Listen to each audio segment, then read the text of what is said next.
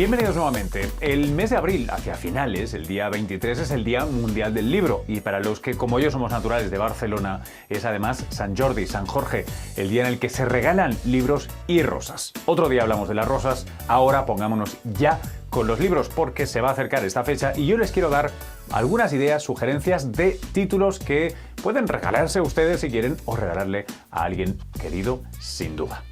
Ahora les voy a poner el extracto de una conversación que tuve con Sergio Parra. Sergio Parra es periodista científico y divulgador, autor de unos cuantos libros ya, y en particular está presentando ahora cómo triunfar antes de los... cómo cambiar el mundo antes de los 30.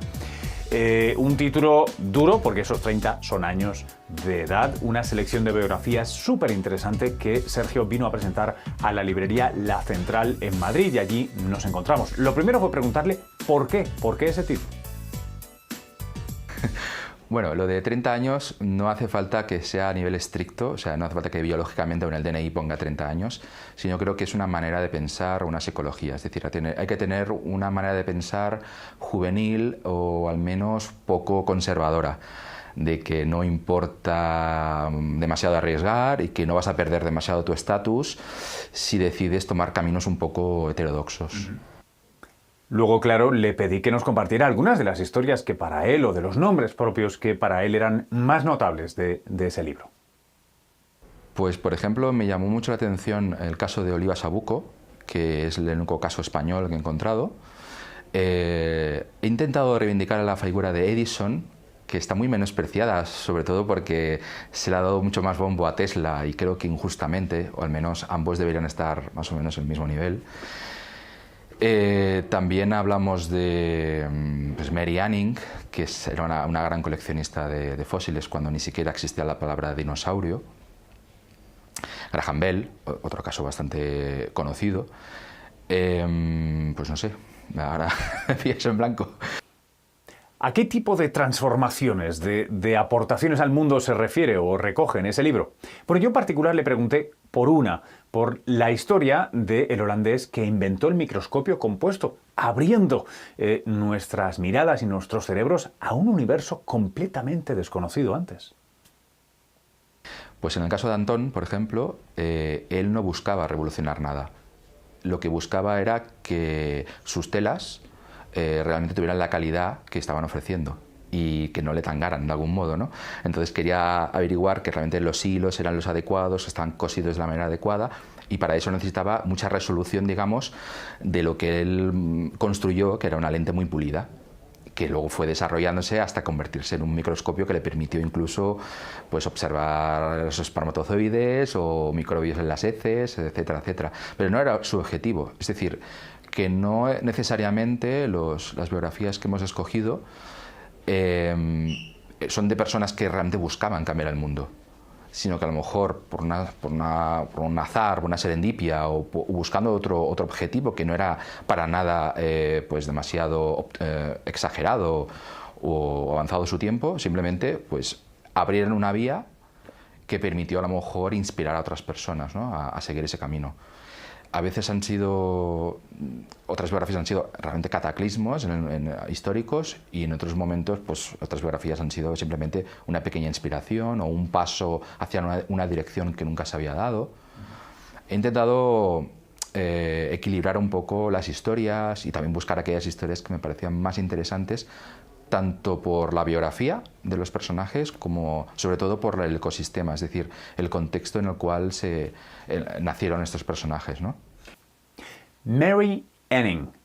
¿Le suena? Bueno, a mí tampoco me sonaba. No me sonaba hasta que no me encontré con su historia en las páginas del libro de Sergio Parra. Me gustó mucho, así que le pedí si lo podía compartir con todos ustedes. Por ejemplo, Mary Anning era una chica que en ningún momento buscaba revolucionar el mundo de la paleontología.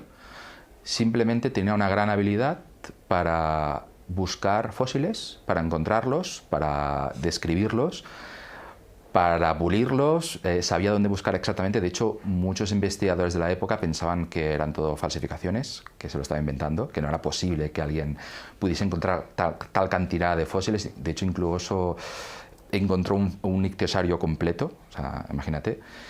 Y como digo, en esta época ella no buscaba revolucionar el mundo de la paleontología básicamente porque no existía todavía esa ciencia. La gente se inspiraba en la Biblia y la Biblia no ponía que pudieran existir criaturas antes del hombre, con lo cual eran pues leyendas, en plan, pues a lo mejor esto es un dinosaurio, un dinosaurio no, un dragón, o una sirena o cosas rarísimas. Pero no pensaban realmente que fueran dinosaurios, ni siquiera existía la palabra dinosaurio en esa época. Y ella, sin embargo, como digo, simplemente se dedicaba a buscar, a vender luego una especie de tiendecita que tenía, lo que iba encontrando, y sin darse cuenta, poco a poco, fue permitiendo que investigadores nacientes en aquella época sobre paleontología tuviesen que recurrir a ella, realmente porque era la mayor coleccionista del mundo de fósiles. En ocasiones pienso si no es un tanto injusto presentar estas biografías a los jóvenes de hoy en día. A fin de cuentas, muchos de estos personajes son de otra época, pero de otra época literalmente, de cuando la ciencia, la industria estaban menos desarrolladas. Era un poco más fácil ser innovador. Hoy en día, en el mundo digital, múltiple y avanzado en el que vivimos, ¿es eso justo o injusto? O en otras palabras, ¿hay historias de personajes contemporáneos en el libro? Escuchen. Creo que no. Y de hecho en el libro también hablo de personas que lo han petado antes de los 30 que están vivas. Como por ejemplo Larry Page, Bill Gates. Elon Musk, por ejemplo, no aparece porque lo petó a los 34, me parece. O sea, pero por muy poco lo podría haber petado, ¿no? Quiero decir, siempre hay enfoques o maneras de hacer que son totalmente revolucionarias y yo creo que todavía queda mucho por hacer, muchísimo por hacer. ¿Qué tienen en común estos personajes? ¿Tienen algo? Supongo que es una mezcla de candidez y reflexión y un poco de sentimiento suicida casi, ¿no? Porque como son jóvenes y no tienen nada que perder, pues ya te digo, intentan hacer cosas que nadie ha hecho, en plan, bueno, si sale, sale, y si no, es el caso de Edison, por ejemplo, ¿no? Edison iba probando a ver si salía algo y la mayoría de las cosas no le salieron, un poco como le pasa a Elon Musk actualmente, ¿no?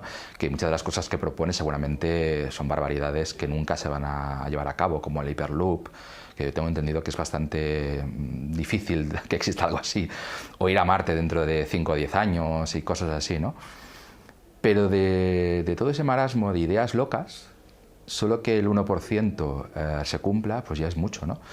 Edison, por ejemplo, tenemos el caso de la bombilla, ¿no? Que la sofisticó, pero, por ejemplo, intentó crear una especie de industria de impresión 3D con hormigón, que básicamente era crear moldes gigantes, llenarlos de hormigón para crear casas en muy poco tiempo y a precio muy económico. No le funcionó. Pero paralelamente su gran empresa de hormigón, que era la más importante del mundo, le permitió crear las primeras carteras de hormigón en Estados Unidos. Quiero decir que yo creo que también los que cambian el mundo también son personas que se equivocan mucho. Y para equivocarte mucho, o tienes que ser joven, porque te lo puedes permitir, o tienes que tener mentalidad de joven. Hasta aquí llega este extracto de la conversación con Sergio Parra. Les animo mucho a que le sigan en redes sociales y si se animan de verdad, no creo que se vayan a arrepentir si adquieren el libro. Ya saben que en copia física o digital pueden encontrar donde quieran en la web. Ahora nosotros vamos a hacer una breve pausa comercial y regresamos enseguida en CST. No se vayan, por favor.